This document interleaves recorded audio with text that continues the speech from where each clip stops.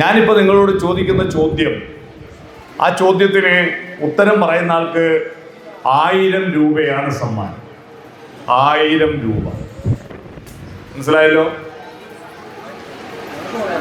Oxford ആർക്കും പറയാം. Oxford എന്ന വാക്കിന്റെ അർത്ഥം എന്താണ്? ഓക്സ്ഫോർഡ് എന്ന വാക്കിന്റെ അർത്ഥം എന്താണ്?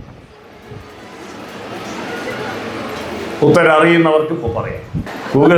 ഗൂഗിളിൽ നോക്കുകയാണ്. ഗൂഗിളിൽ നോക്കിയാലൊന്നും കിട്ടില്ല. ആർക്കും അറിയില്ല. യെസ്, ഇത് ഞാൻ ചോദിക്കാൻ കാരണം, ഇന്ന് നിങ്ങൾ പ്രവേശനോത്സവത്തിൽ പങ്കെടുക്കുമ്പോൾ നിങ്ങളുടെ വീട്ടിലുള്ള ജീവിതത്തിൻ്റെ രീതിയും ചിന്താരീതിയും അടിമുടി മാറിയിട്ടില്ലെങ്കിൽ നമ്മുടെ കുട്ടികൾ പൂർവ്വ ജനതാ പാർട്ടിയിൽ അംഗമാകും. Cockroach Janata party, CJP. അതായത് നിങ്ങൾ എന്ത് ചെയ്യുമ്പോഴും അതെന്താണ്, എങ്ങനെയാണ്, എവിടെയാണെന്ന് അന്വേഷിക്കാതെ യാന്ത്രികതയാണ് ഇവിടെ ഞാൻ കണ്ട സദസ്സിലുള്ളൊരു പ്രത്യേകത. യാന്ത്രികത. മൃഗങ്ങൾക്ക് യാന്ത്രികതയാണ്. അവർക്കറിയില്ല. ഒരു പശുവിനെ ആലയിൽ നിന്ന് തുറന്നു വിട്ടാൽ, ഇന്ന് മമ്മദാജിയുടെ പറമ്പ് പോയിട്ട് പുല്ലുമേയണമെന്ന് തീരുമാനിച്ചിട്ട് ഒരു പശുവും പോകാറില്ല. മുന്നിൽ ഒരു പശു നടക്കും, പുറകെ മറ്റു പശുക്കളും നടക്കും. അതിന് ലക്ഷ്യബോധമില്ല. എന്നാൽ മനുഷ്യൻ അങ്ങനെയല്ല. കൃത്യമായി എന്താണ് ചെയ്യുന്നതെന്ന് അറിഞ്ഞു ചെയ്യുന്നവനാണ് മനുഷ്യൻ. കാര്യങ്ങൾ കൃത്യമായി മനസ്സിലാക്കി ചെയ്യേണ്ടവരായിരിക്കണം മനുഷ്യർ. നിങ്ങളുടെ ഈ സ്വഭാവമായിരിക്കണം കുട്ടികൾ പകർത്തേണ്ടത്. ഈ പ്രവേശനോത്സവത്തിന് യന്ത്രങ്ങളെ പോലെ വീട്ടിൽ നിന്നെടുത്ത് ഇവിടുത്തെ കസേരയെ കൊണ്ട് വെക്കുക, കസേരയിൽ നിന്നെടുത്ത് വീട്ടിൽ കൊണ്ടുപോയി വെക്കുക എന്ന മട്ടിൽ വന്നിരിക്കരുത്. ഇവിടെ വന്ന് തിരിച്ചു പോകുമ്പോൾ, ഇവിടെ വരുമ്പോൾ ഉണ്ടാകുന്ന നിങ്ങളുടെ മനോമണ്ഡലം, നിങ്ങളുടെ ഹൃദയവികാരങ്ങൾ, നിങ്ങളുടെ ശീലങ്ങളെ പറ്റിയുള്ള ധാരണ, രക്ഷകർത്താവ് എങ്ങനെയായിരിക്കണമെന്നുള്ള ധാരണ അടിച്ചു പൊളിക്കണം. പുതിയ നിങ്ങളായിരിക്കണം വീട്ടിലേക്ക് തിരിച്ചു പോകുന്നത്. കുട്ടികളല്ല മാറേണ്ടത്. നിങ്ങൾ ഇവിടെ വരുന്ന പ്രവേശനോത്സവത്തിന് രക്ഷകർത്താക്കളെ വിളിക്കുന്നത്, കുട്ടികൾ സ്കൂളിൽ ഇരിക്കുന്നത് 6 മണിക്കൂർ മാത്രമാണ്. 6 മണിക്കൂർ. 10 മണിക്ക് തുടങ്ങിയ 11, 12, 1, 2, 3, 4, 6 മണിക്കൂർ. കുട്ടികൾ വരാനും പോകാനും 1 മണിക്കൂറും കൂട്ടിക്കോ, 7 മണിക്കൂർ. 24 മണിക്കൂർ ആലപ്പുഴ ജില്ലയിലും ഉണ്ടല്ലോ ഒരു ദിവസത്തിന്. കണ്ണൂർ ജില്ലയിൽ 24 മണിക്കൂർ.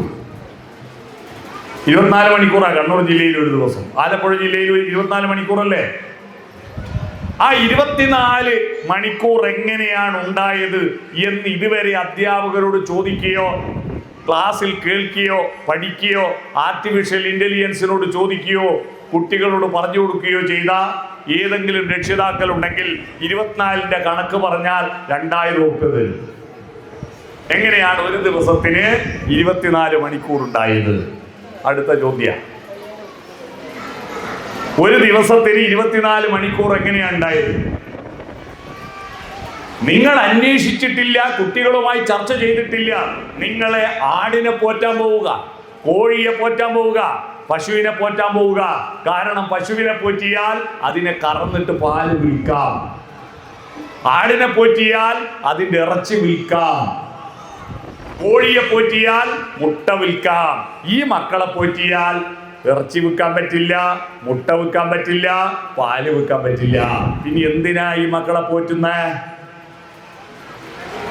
നിങ്ങൾ മക്കളെ പോറ്റുന്നത് അവരെ ശരീരത്തിന് ഭക്ഷണം കൊടുക്കുന്നു, അവർക്ക് വിസർജിക്കാൻ കക്കൂസ് ഒരുക്കി കൊടുക്കുന്നു, അവർക്ക് കിടന്നുറങ്ങാൻ കിടക്ക ഒരുക്കി കൊടുക്കുന്നു. ഈ പണിയെടുക്കുന്നവനെ രക്ഷിതാവെന്ന് വിളിക്കില്ല. അതിനപ്പുറത്ത് നിങ്ങൾ എന്ത് കൊടുത്തു കുട്ടിക്ക്? 7 മണിക്കൂറും കഴിച്ചിട്ട് 24 മണിക്കൂറിൽ 17 മണിക്കൂർ ഊണിലും ഉറക്കിലും കുട്ടി നിങ്ങളോടൊപ്പമാണ്. നിങ്ങളുടെ ഒരു വാക്ക്, ഒരു നോക്ക്, ഒരു ചലനം, ഒരു പുഞ്ചിരി ഒക്കെയാണ് കുട്ടികളുടെ സ്വഭാവത്തെ രൂപീകരിക്കുന്നത്. പണ്ടൊക്കെ കൂട്ടുകുടുംബ വ്യവസ്ഥയിൽ രക്ഷകർത്തൃത്വം എന്താണെന്ന് തലമുറയായി ഉപ്പാവ ഉമ്മാവമാരിൽ നിന്ന് അപ്പൂപ്പൻ അമ്മൂമ്മമാരിൽ നിന്ന് സ്വാഭാവികമായി പഠിക്കുമായിരുന്നു. എന്നാൽ ഇപ്പോൾ കൂട്ടുകുടുംബങ്ങൾ പോയി അണുകുടുംബങ്ങളായി. ഈ അണുകുടുംബങ്ങളിൽ എങ്ങനെയായിരിക്കണം കുട്ടികളെ പോറ്റുന്നത്, എന്തായിരിക്കണം കുട്ടികളെ കൊടുക്കേണ്ടത് എന്ന് സ്വാഭാവികമായി നിങ്ങൾക്കറിയില്ല. നിങ്ങൾ പഠിക്കേണ്ടിയിരിക്കുന്നു. രക്ഷകർത്തൃത്വം പഠിക്കേണ്ടിയിരിക്കുന്നു.